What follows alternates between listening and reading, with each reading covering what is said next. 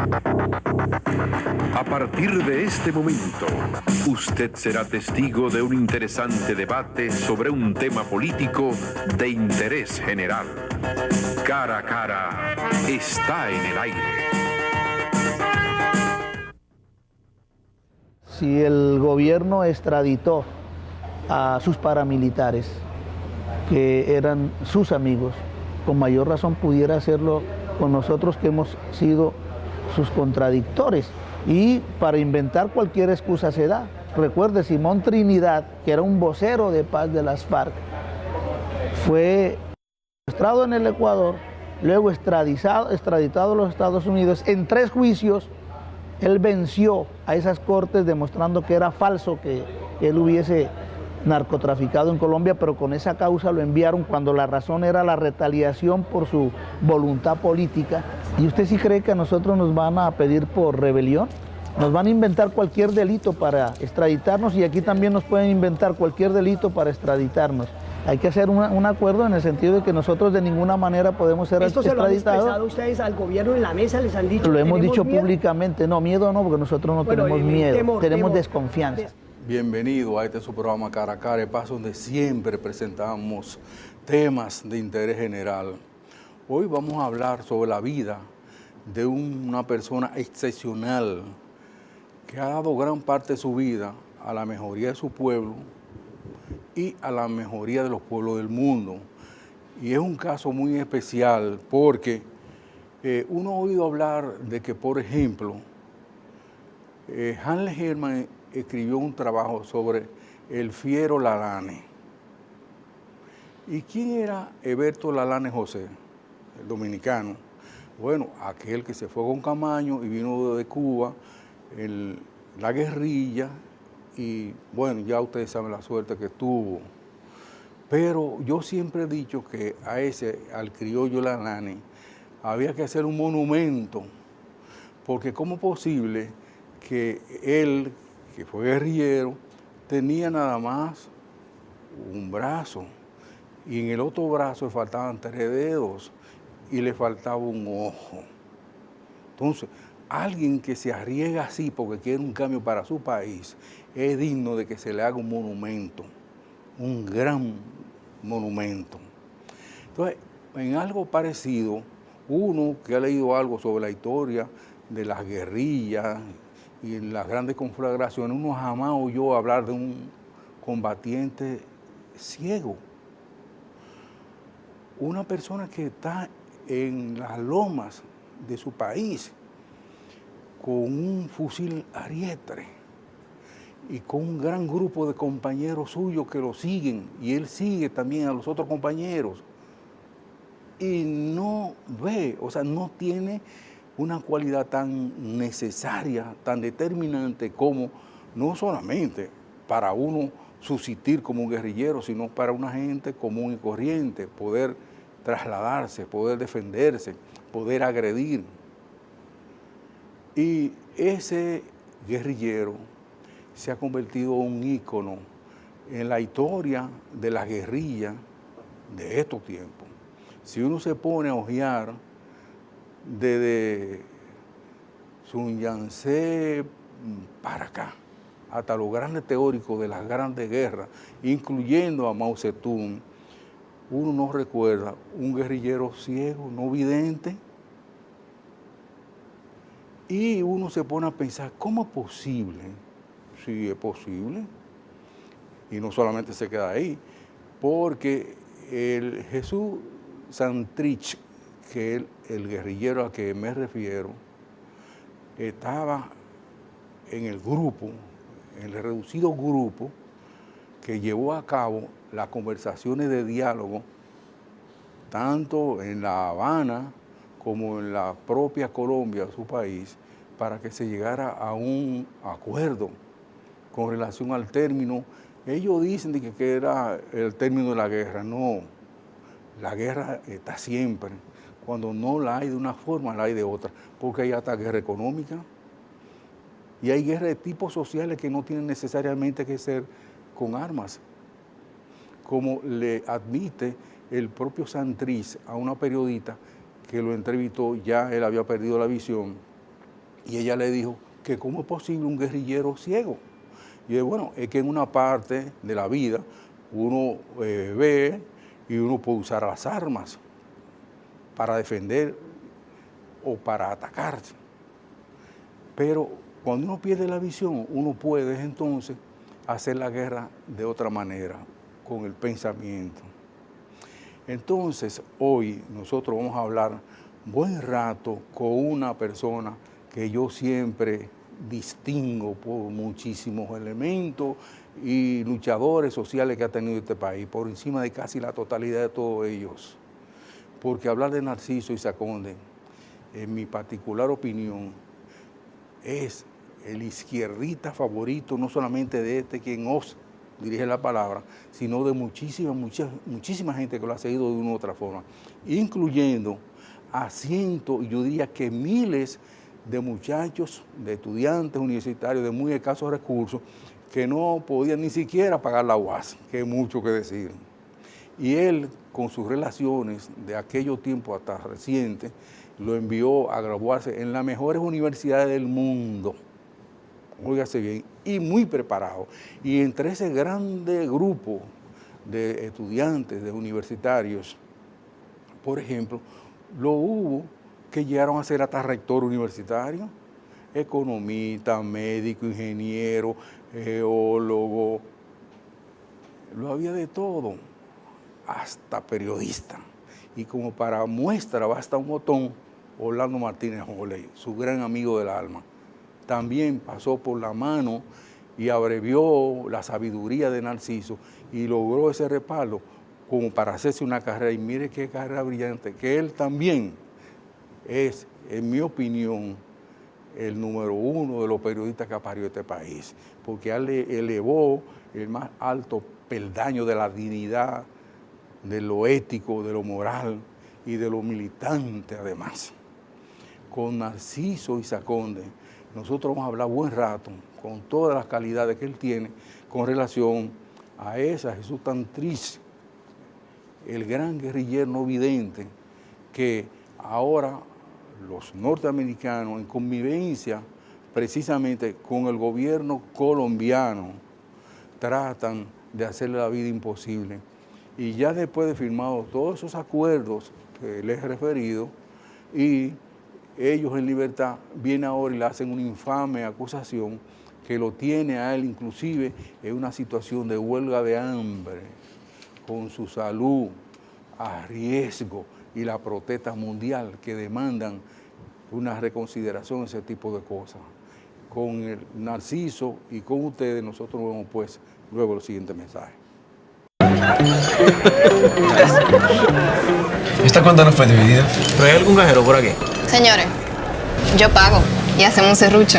Resuelve ese serrucho, transferencias, consultas y mucho más al instante y desde donde estés con App Banreservas. Siempre activa, segura y con miles de soluciones para que resuelvas tu banco fuera del banco.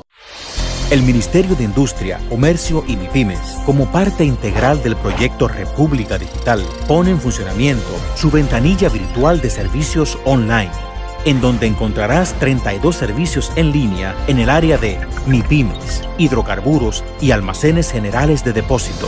Entra a www.mic.gov.do desde tu computadora, celular o tableta sin tener que hacer filas ni tapones desde tu casa u oficina, ahorrando tiempo y dinero. Con el lanzamiento de esta plataforma digital de servicios, el Ministerio de Industria, Comercio y MIPYMES continúa trabajando para fomentar el desarrollo de las micro, pequeñas y medianas empresas, la creación de nuevos empleos, el estímulo y aprovechamiento de nuevas tecnologías y el avance del país. Ministerio de Industria, Comercio y MIPYMES. El carnet del Seguro Familiar de Salud te acredita atención en emergencia e internamiento sin pago ni depósito de dinero. Hacerte todos los análisis que necesites. No ser retenido por deudas. Entre otros muchos beneficios. Preséntalo y exige tus derechos. Dida, comprometidos con tu bienestar. Orienta, defiende, informa.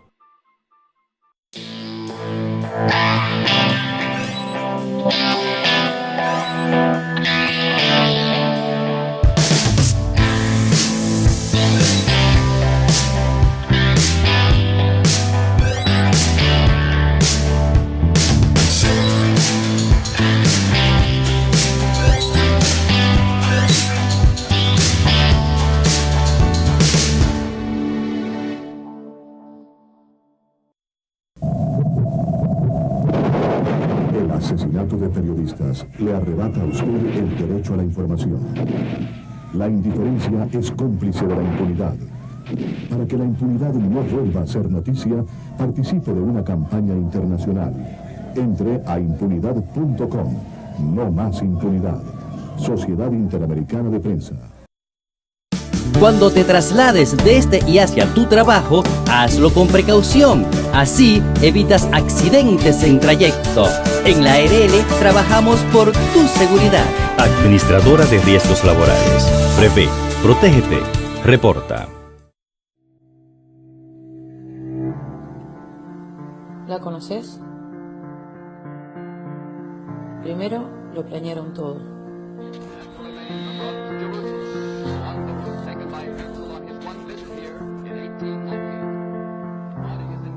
Después invadieron su territorio.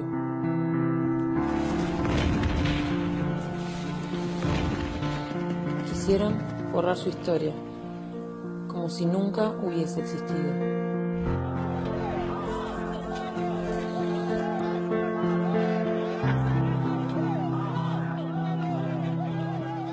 Más tarde, se desató el exterminio.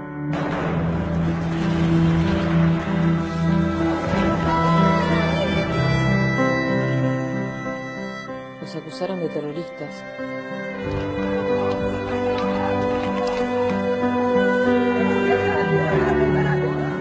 Los encerraron detrás de un muro.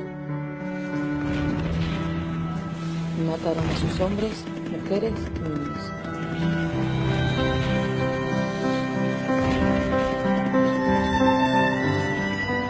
Y aún así, no pudieron destruirlo.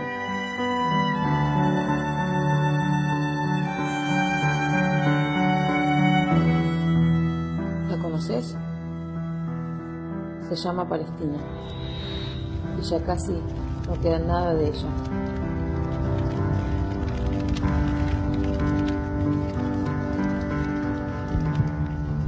Pero su corazón todavía está latiendo. No permitas que deje de latir. Mi corazón con Palestina. ANNUR TV.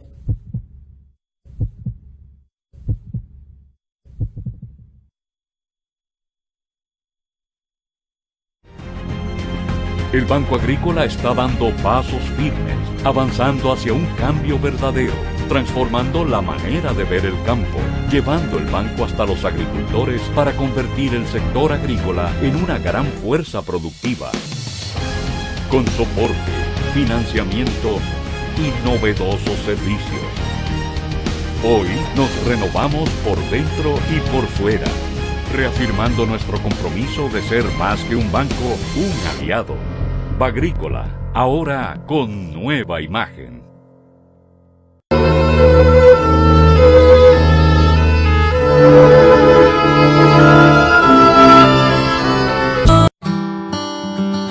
Yo quería seguir estudiando, pero mi madre me dijo, no se puede, porque no hay intérprete.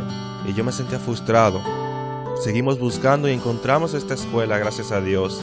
Y gracias al gobierno que abrió esta oportunidad. En los gobiernos del presidente Danilo Medina, Santiago ha recibido 1.348 nuevas aulas. La jornada escolar extendida, el tiempo que antes pasábamos tal vez en las calles, hemos podido saber aprovecharlo estando en nuestra institución. Es más asequible para ellos poder llegar y no tienen que trasladarse a otro sector para poder recibir la clase. Se le está dando alimentos, se le está dando educación. Me ha beneficiado económicamente de mi trabajo a los niños, que ahora se alimentan mejor. La finalidad es tener un sistema cabalmente incluyente y con calidad, pues como ha manifestado el presidente Danilo Medina, la educación es el otro nombre de la libertad. Mi meta es hacerme profesor para niños y adultos sordos. Ministerio de Educación.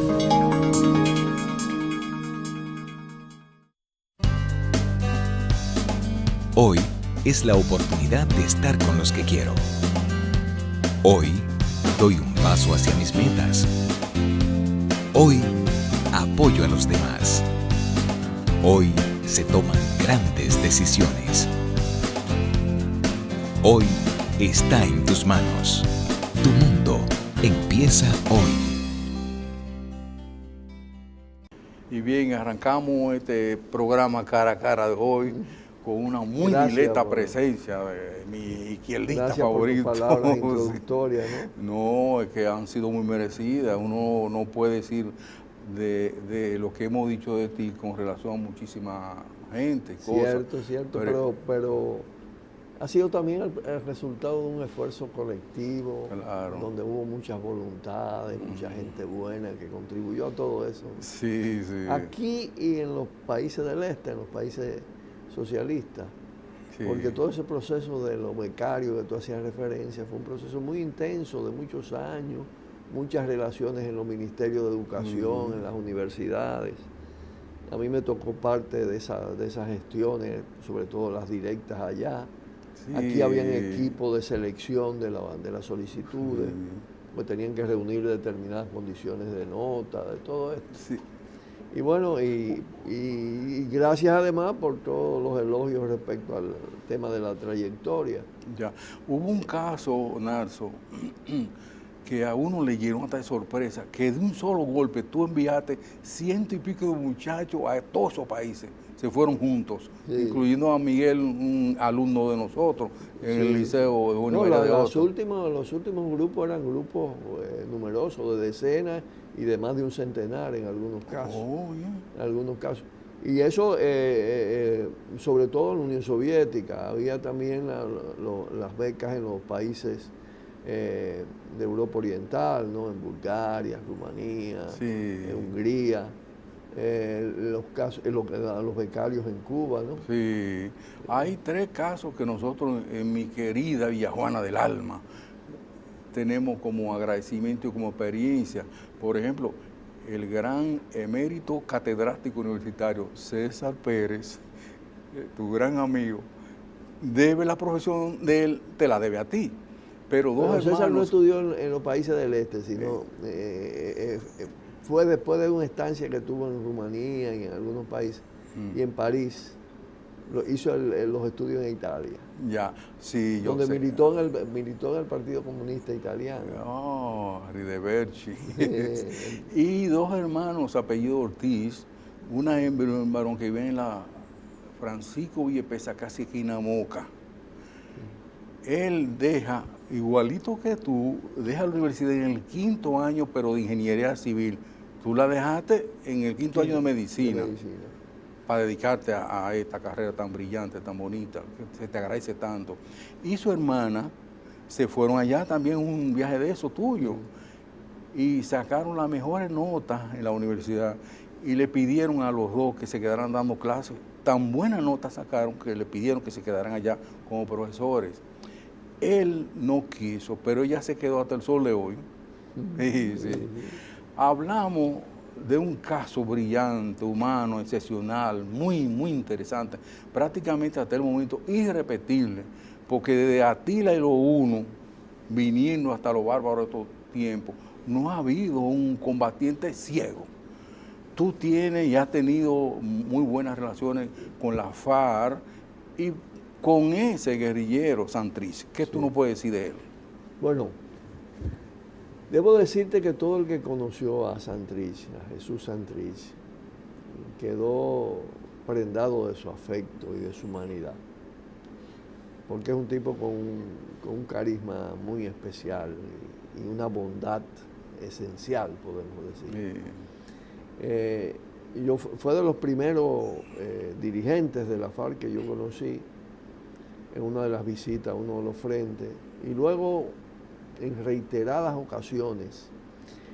Él nació en la costa caribeña de Colombia, lo que le daba una enorme posibilidad de comunicación con nosotros los caribeños y las caribeñas, porque además es un estudioso de la cultura caribeña. Junto con las relaciones que yo tuve con él previamente, un hermano muy querido que tú conoces, Alfredo Pierre, habían tenido también esa posibilidad de conocerlo, de establecer vínculos todavía mucho más intensos, más permanentes, de meses, de años. Hicieron una amistad extraordinaria, ¿no? Alfredo, que es muy caribeño y que conoce mucho los temas del Caribe y especialmente los de Haití, le hizo a Santrich refrescar esa vocación que él tenía por el Caribe, ¿no? Y bueno, y intercambiaban literatura, poesía, en fin de cuentas.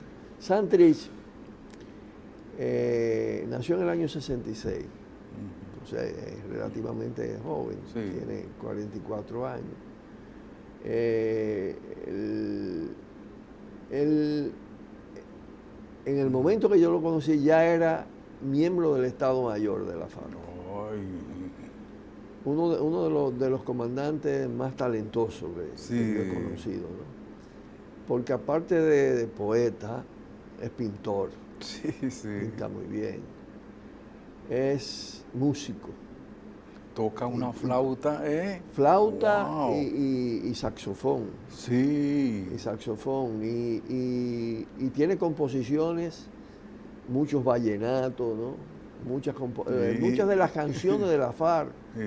Él tienen la impronta de la vena artística de Santrich. Santrich además hizo una experiencia extraordinaria que lo marcó mucho en su vida, que fue convivir con comunidades indígenas de Sierra Nevada. Y aprendió sus lenguas originarias y escribió en sus lenguas originarias. Entonces tenemos un intelectual guerrillero, poeta, músico, pintor, que luego de combatir muchas veces y llegar a ser, como te decía, jefe del Estado Mayor y dirigir uno de los frentes del bloque Caribe de la FARC, y de ahí su relación muy intensa y muy estrecha con Iván Márquez, quien se ocupó en el último tramo de las relaciones internacionales de la FARC, y con él también tuvimos un permanente intercambio. Participé en varios frentes, porque la FARC tenía muchos frentes móviles para garantizar la seguridad. No se establecía en un punto durante mucho tiempo. Eso me permitió conocer varias zonas, ¿no? Convivir con ellos en la vida propiamente guerrillera. Y entonces establecimos una relación que iba más allá de lo político. A Santrich le tocó hacerme las entrevistas porque él era el director de la cadena bolivariana de radio de la FARC. Hay una publicación que editamos aquí con las transcripciones de las entrevistas que me hicieron en diferentes momentos, en diferentes oportunidades, sobre América Latina, República Dominicana. Esa publicación la pusimos a circular en la Biblioteca República Dominicana hace unos años, inmediatamente después que se concluyeron unas 5 entrevistas en diferentes momentos. Y ahí aparece en la foto con Santrich, con Iván, con Lucía, otra compañera comandante que era parte de ese frente. Y la verdad es que, como te decía, nuestra relación trascendió lo político. Hicimos una amistad. Nos profesamos un cariño, un amor muy especial en esa relación, porque si hay una cosa que se destaca en la personalidad de Santrich es su inmensa humanidad, ¿no? Su gran humanidad.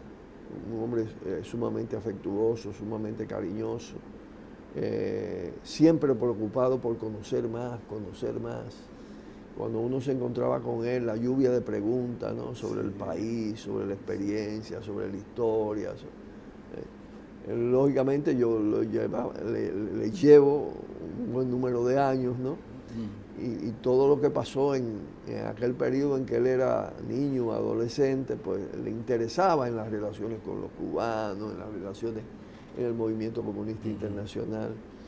Entonces podemos sintetizar que se trata, en primer lugar, de un militante comunista que se hace guerrillero, que en su vida personal se forma como un intelectual, que tiene todas esas calidades y que por esas calidades llega a ocupar esas funciones dirigentes y es designado, tú lo mencionabas en la introducción, es designado como prácticamente el segundo al mando de la delegación de paz, que fue a hacer las conversaciones, los diálogos de paz en La Habana. También en ese periodo, durante más de 3 años, a mí me tocó estar en varias oportunidades con él en La Habana, con él, con Iván y con otros dirigentes de la FARC. Pero con ellos dos, como te digo, las relaciones eran muy intensas y la amistad muy fuerte. Y entonces tuve también la oportunidad de darle un seguimiento a todo el tema del proceso de los diálogos de paz. Cuando uno ve Pelón Narciso, por ejemplo, él con su espejuelos oscuros en pleno día y el batón, uno se cuestionaba, pero ¿cómo es posible que una persona que ni siquiera ve está ahí en el concón de la discusión? A mí me tocó ver, tener diferentes momentos con él en un periodo de varios años, 5, 6, 7, 8, 10 años, en lo que el proceso de pérdida de la visión fue progresivo. Es decir, él cuando ingresa al movimiento guerrillero tenía su visión. Y bueno, participó en los combates y todo esto. Luego se va produciendo una reducción del área de visión. Finalmente se pudo detectar, fue muy tarde ya, porque él estuvo permanentemente en los frentes de guerra.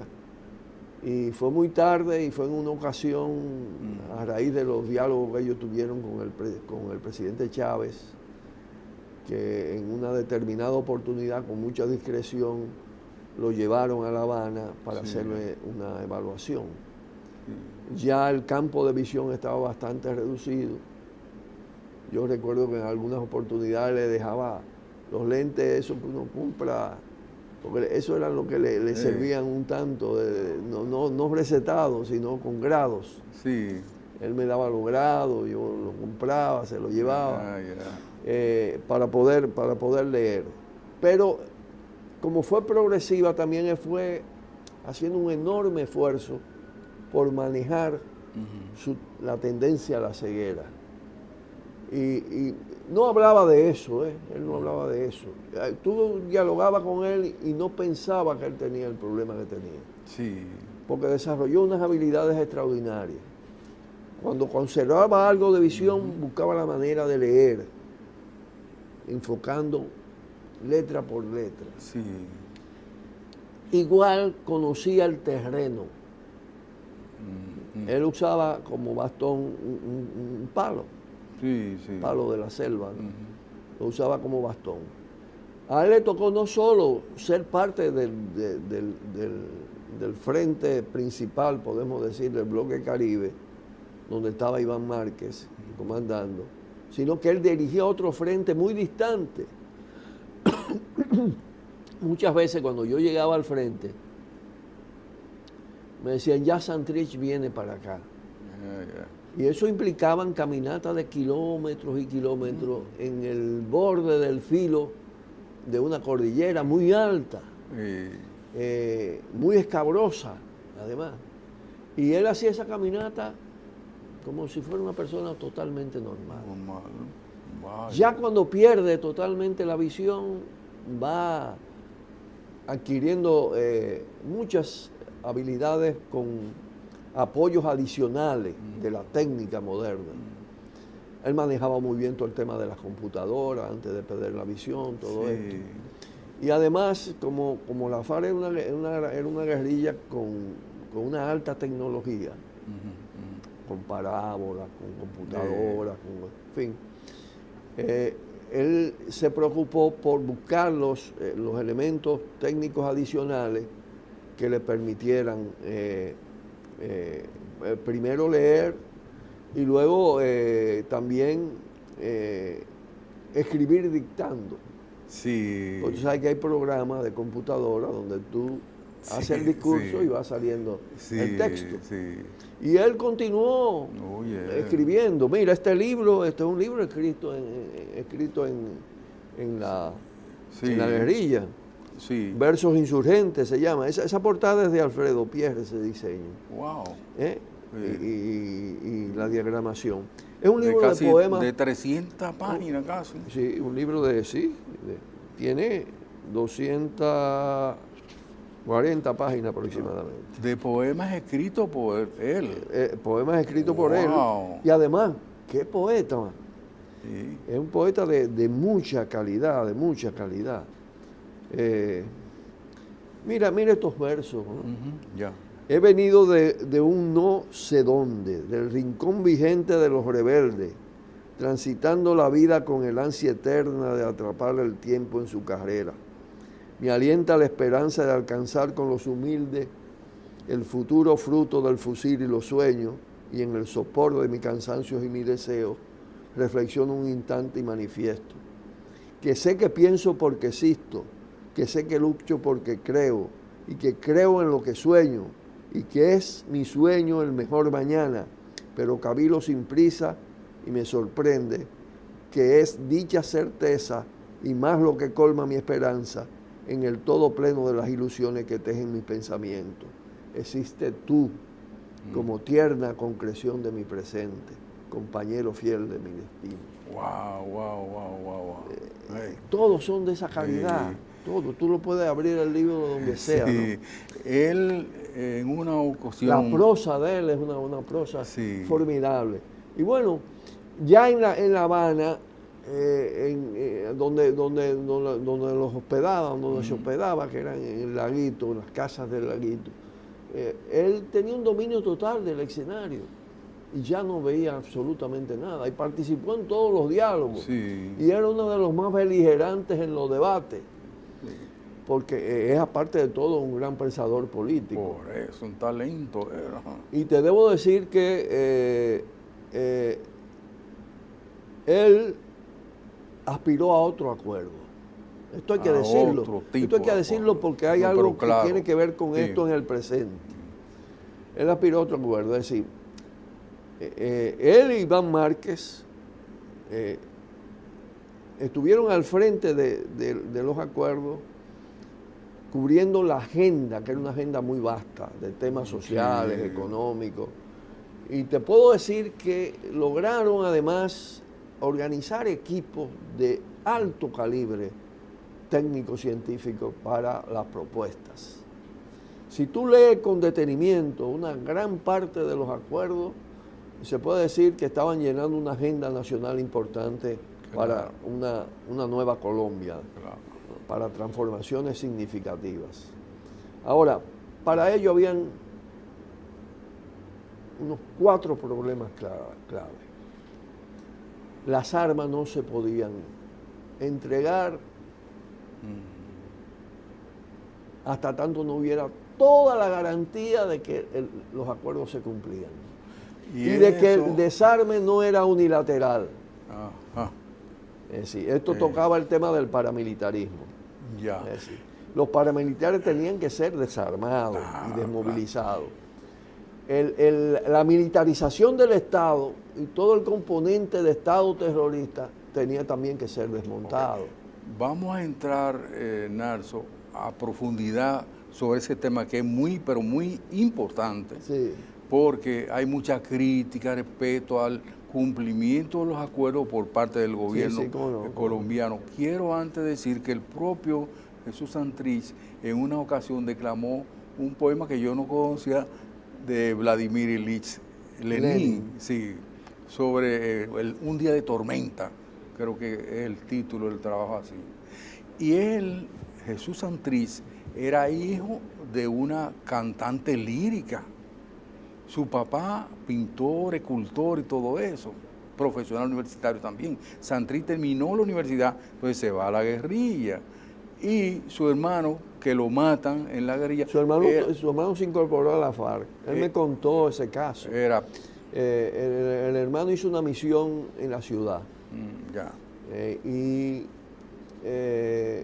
detectaron que le estaban dando seguimiento. y lo orientaron para que subiera al frente. Okay. Pero se dilató ese proceso y en ese interín fue fatal. Lo acribillaron a balazo. Él habla de una forma muy natural, muy dolida con relación a esa suerte corrida por su hermano. Pero vamos a seguir por esa línea y por los acuerdos y los que uno ha visto en qué ha parado los acuerdos. Se repetirá o se está repitiendo de hecho la suerte y vida por aquel gran grupo guerrillero que era la Unión Patriótica de allá, igualmente colombiana, pero ahora luego el siguiente mensaje. Para los que piensan en los que vendrán, tenemos la cuenta de ahorro Más Banreservas. Abre ya tu cuenta y acércate a lo que más te importa y por lo cual ahorras. Aquí estamos para ti. Planifícate, ahorra, crece. Banreservas, el banco de los dominicanos. El Ministerio de Industria, Comercio y MIPYMES, como parte integral del proyecto República Digital, pone en funcionamiento su ventanilla virtual de servicios online, en donde encontrarás 32 servicios en línea en el área de MIPYMES, hidrocarburos y almacenes generales de depósito. Entra a www.mic.gov.do desde tu computadora, celular o tableta sin tener que hacer filas ni tapones desde tu casa u oficina, ahorrando tiempo y dinero. Con el lanzamiento de esta plataforma digital de servicios, el Ministerio de Industria, Comercio y MIPYMES continúa trabajando para fomentar el desarrollo de las micro, pequeñas y medianas empresas, la creación de nuevos empleos, el estímulo y aprovechamiento de nuevas tecnologías y el avance del país. Ministerio de Industria, Comercio y MIPYMES.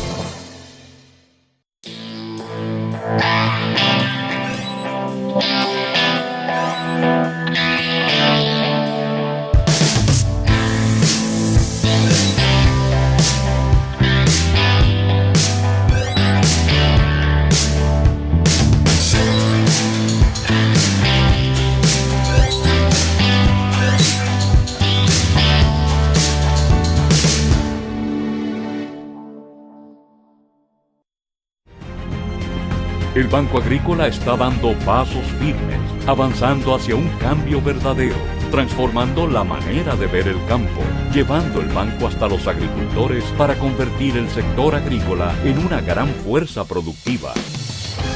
Con soporte, financiamiento y novedosos servicios. Hoy nos renovamos por dentro y por fuera, reafirmando nuestro compromiso de ser más que un banco, un aliado. Agrícola, ahora con nueva imagen. El carnet del Seguro Familiar de Salud te acredita atención en emergencia e internamiento sin pago ni depósito de dinero. Hacerte todos los análisis que necesites. No ser retenido por deudas. Entre otros muchos beneficios. Preséntalo y exige tus derechos. Dida. Comprometidos con tu bienestar. Orienta, defiende, informa. Cuando te traslades desde y hacia tu trabajo, hazlo con precaución. Así evitas accidentes en trayecto. En la ARL trabajamos por tu seguridad. Administradora de Riesgos Laborales. Prevé, protégete, reporta. ¿La conoces? Primero lo planearon todo.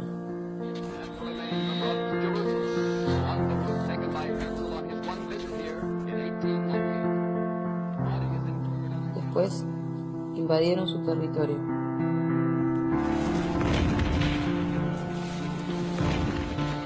Quisieron borrar su historia, como si nunca hubiese existido.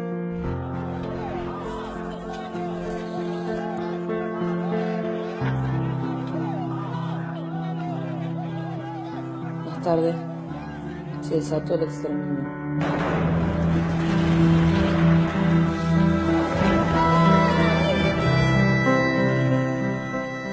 Los acusaron de terroristas.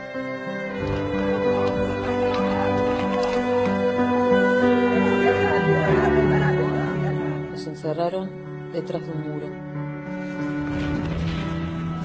Y mataron a sus hombres, mujeres y niños.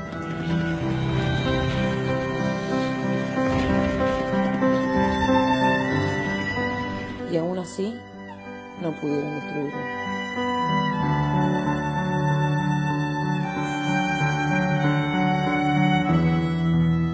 ¿La conoces? Se llama Palestina. Y ya casi no queda nada de ella.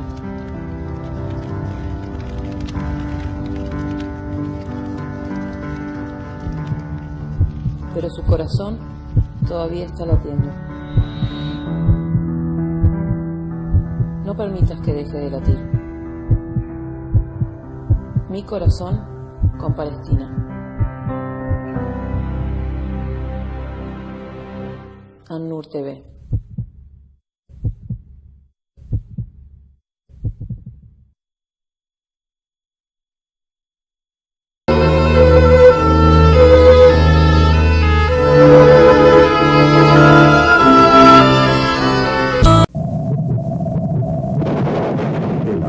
De periodistas le arrebata a usted el derecho a la información. La indiferencia es cómplice de la impunidad. Para que la impunidad no vuelva a ser noticia, participe de una campaña internacional. Entre a impunidad.com. No más impunidad. Sociedad Interamericana de Prensa. Hoy es la oportunidad de estar con los que quiero. Hoy doy un paso hacia mis metas. Hoy apoyo a los demás. Hoy se toman grandes decisiones. Hoy está en tus manos. Tu mundo empieza hoy. Y bien, continuamos. Bueno, te decía lo del acuerdo. Primer factor era el tema de las armas. Entonces por eso estaba claro en el punto que no se trataba de entrega de armas, sino dejación de armas. Dejación quería decir, nos quedamos con las armas, dejamos de usarlas. Exacto. Dejamos de usarla y se despliega todo el proceso de aplicación de los acuerdos. Primera condición. Segunda condición era el tema de la constituyente. Es decir, había que modificar la característica del Estado colombiano a través de un proceso constituyente participativo que dotara al país de una nueva constitución. Tú hablabas de dejación de armas, pero la mantenían. Pero los paramilitares ni la dejaron y sí la mantienen y la siguen usando. Ahora te voy a decir lo que pasó. Bueno, otro tema capital era el tema de la soberanía y las bases militares, naturalmente. Y aunque no estaba propiamente en la agenda, sí estaba el tema soberanía en sentido general. Y eso implicaba todo el tema de la presencia de Estados Unidos militarmente en Colombia. ¿Qué aconteció? Bueno, que se estaban gestando corrientes en el seno de la FARC y de su dirección que lograron una mayoría en la dirección, vamos a decirlo así. Sí. Y con muchas habilidades, en el tramo final de las negociaciones, lograron dejar a un lado esas condiciones, renunciar a ellas, aceptar la exigencia del gobierno de que entregaran las armas ipso facto y se desmovilizaran, aceptar la resistencia que hacía el gobierno al desmonte del paramilitarismo, negarse a la constituyente y sustituirla por un plebiscito, que fue el tristemente famoso ese plebiscito. Sí. Y finalmente no tocar el tema de las bases militares. Contrario a lo que fueron las aspiraciones de Santrich, y te lo digo porque cuando eso se anunció, yo hice un artículo que dio lugar a una respuesta de uno de los principales colaboradores, asesores, guerrilleros también, de Timochenko, que era el comandante en jefe de la FARC, en una réplica contra la posición que yo sostenía, que decía que era en cierta medida suicida aceptar la entrega de las armas, que quedara intacto el Estado terrorista y el paramilitarismo, y no marcharle al tema de la constituyente ni al tema de la soberanía. Santrich, frente a esa respuesta que fue muy descompuesta de parte de este Ángel Gabriel se llama, de este asesor o asistente de Timoshenko, me llamó a mi casa desde La Habana y me expresó su desacuerdo con lo que estaba pasando. Eso marca, eso explica también por qué la hazaña contra él. Sí, sí. Y también se extiende a Iván Márquez, porque Iván Márquez le quieren poner parte de ese expediente o ese expediente, que es un expediente infame, perverso, fabricado por Estados Unidos. Imagínate tú que en ese expediente están presentando a Santrich como el jefe de la operación de un tráfico de 10.000 toneladas de cocaína a los Estados Unidos. Y supuestamente ese cártel le sirve o está comandado, jefeado por el presidente Maduro de Venezuela. Ave María. Eso lo tiraron al inicio y lo han recogido un tanto.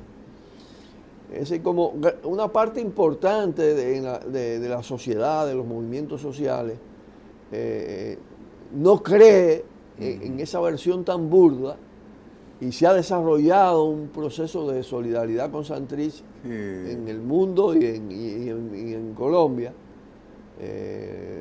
En Dinamarca, por ejemplo, le entregaron para su defensa un premio de $50.000 para la defensa que está actuando. Sí. El expediente viene de Estados Unidos y lo acepta el gobierno de Santos.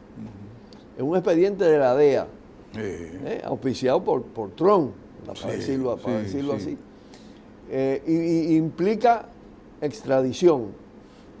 Sin embargo, la respuesta solidaria ha dado lugar a que se paralice todo lo de la extradición. Santrich entró en la huelga de hambre, como tú decías, ya cesó la huelga de hambre recientemente y lo trasladaron a la cárcel después de reponerse un tanto físico. Tuvo más de 30 días en huelga de hambre, a riesgo de muerte, porque él lo dijo con toda claridad. Es decir, prefería morir antes que aceptar una extradición a los Estados Unidos. ¿Y por qué esa acusación ahora y no en medio de las negociaciones o cuando ellos están todavía en la Roma? Es una venganza, es una represalia, porque como una persona ciega en gran puede medida, involucrarse en un en gran lío medida un acuerdo de cúpula como el que se hizo, que no tiene unanimidad, no tiene el respaldo de amplios sectores de las propias guerrillas, cuando se expresa a través de un dirigente con esas calidades, se crea un determinado liderazgo, aún sin proponérselo, que va adquiriendo fuerza y que ellos quieren reprimir. Y por eso han actuado fundamentalmente contra incluso los dirigentes de más populares, los más votados en el Congreso de la FARC. Fueron Iván Márquez y Jesús Santrich. Y contra ellos está la hazaña porque evidentemente no han aceptado, es decir, se sabe, y el propio ELN hizo una declaración muy interesante a raíz del apresamiento de Santrich, diciendo que Santrich le había planteado que no cometieran el error que ellos ya habían cometido.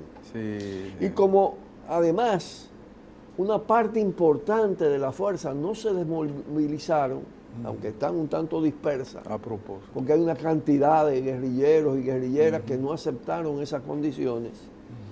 Evidentemente el poder establecido, la CIA, el Pentágono, la inteligencia colombiana, Santos, Uribe, toda esa cáfila, tiene el temor de que todo eso se pueda reorganizar y relanzar.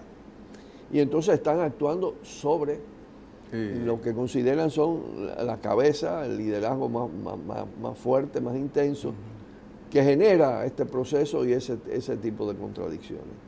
Eso explica la represalia, ¿no?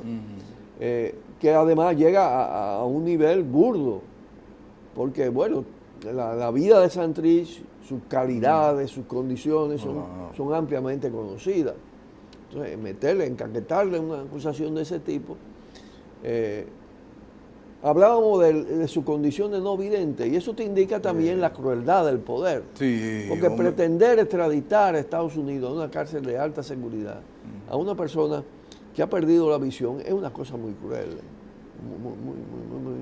muy despreciable, que indica las características que tiene ese poder. Te decía también que Santrich nunca ha apelado a su condición de no vidente, ni quiere muchas veces que se mencione eso, porque él se ha sobrepuesto a todo eso. Él está por encima de esto. Tú lo ves actuando y tú piensas que no, que él ve. Y la verdad, esa frase que tú citabas también, que cuando hablamos con que una periodista lo entrevista y le pregunta, bueno, él dice, bueno, cuando yo tuve visión, pues empleaba el fusil, pero también se puede hacer guerrilla con el pensamiento. Claro, y que lo que había que hacer de ahí en adelante era uno adecuarse, uno acostumbrarse a cómo movilizarse y conocer el medio. Y como él tenía tanto respeto, su mando era muy aceptado. Y tenía tanta accesibilidad para tratar a los combatientes que realmente el tema de la visión no le afectó en su Mucha condición. gente sostiene la duda sobre el éxito final y definitivo de esos acuerdos entre el gobierno y la FARC. No, mira, tu percepción así y con la experiencia que tú tienes, mire, yo creo que esto es un fracaso. ¿En qué va a parar esto? Y previamente, lo que pasó previamente, ha puesto de manifiesto que esa es una paz chueca. Los colombianos dicen chimba, una paz chimba. ¿no? Es una paz inexistente casi. ¿Por qué? Porque, mira, la Comisión Evaluadora de las Naciones Unidas, fiscalizadora de los acuerdos, acaba de hacer un informe que dice que se ha cumplido el 18% de los acuerdos. María. De esos acuerdos ya Calimocho ya ha cortado en partes esenciales. Hay más de 200 muertos, asesinados. Después de la combatientes, además. Alrededor de 70 guerrilleros de la FARC asesinados. Dirigentes sociales asesinados. Tú sabes lo que es eso. Hay un incumplimiento con los presos políticos. Hay 900 presos políticos de la FARC en las cárceles. Existen insurgencias del ELN. Existen frentes de la FARC que han declarado públicamente, comandantes que han dicho yo no acepto esos acuerdos. Claro. Entonces, evidentemente que ese proyecto ha fracasado y que fue otra trampa tendida. Como fue la de, tú hacías referente a la Unión Patriótica, eso fue también de la FARC. La Unión Patriótica fue una creación de la FARC. Sobre la base de un acuerdo para actuar en la vida pública y legal. Bueno, y mira en qué termina, con 4.000, casi 5.000 personas asesinadas. O sea, que la historia se repite y quizá a eso que le tiene miedo la gente del Frente de Liberación, el otro gran grupo guerrillero. Hubo una parte fundamental en esa negociación que yo no sé si se trató y hacia dónde llegó, y es, ya se nos agotó el tiempo, la reforma agraria. En Colombia, que es un país bastante grande, prácticamente más del 84-85% del territorio nacional pertenece a un grupito de familias y la gran mayoría de los colombianos nada de eso se ha aplicado, es como el tema medioambiental, minero, que es un tema dramático en Colombia. Nada de eso se ha apartado. Ha sido sencillamente el paso de una parte de la FARC a la vida legal y a la vida legal con altos riesgos. Y los paramilitares. El Estado terrorista está intacto, las 7 bases militares están ahí. Claro, y los paramilitares todo el sistema de espionaje, con todo la suya. Exacto. Y ahora y con eso más además, eso en un periodo de contraofensivas reaccionarias de Estados Unidos. Claro. Con todo ese proceso de derechización de los gobiernos, todo esto. La verdad es que indica que la pelea sigue. No, claro, la lucha es larga. Gracias, Narciso y Saconde, por su brillante posición cara a cara de hoy. Y gracias a ti porque estos temas son temas tabúes en los medios dominicanos. Bueno. El hecho es que hay gente que a veces es más ciego que el que no quiere ver. Y el asunto del tema de un guerrillero ciego, eso no tiene parangón alguno en la historia de la humanidad. Nosotros nos vemos, luego de agradecerle a Narciso su participación en este cara a cara de hoy, nos vemos luego en otro espacio similar.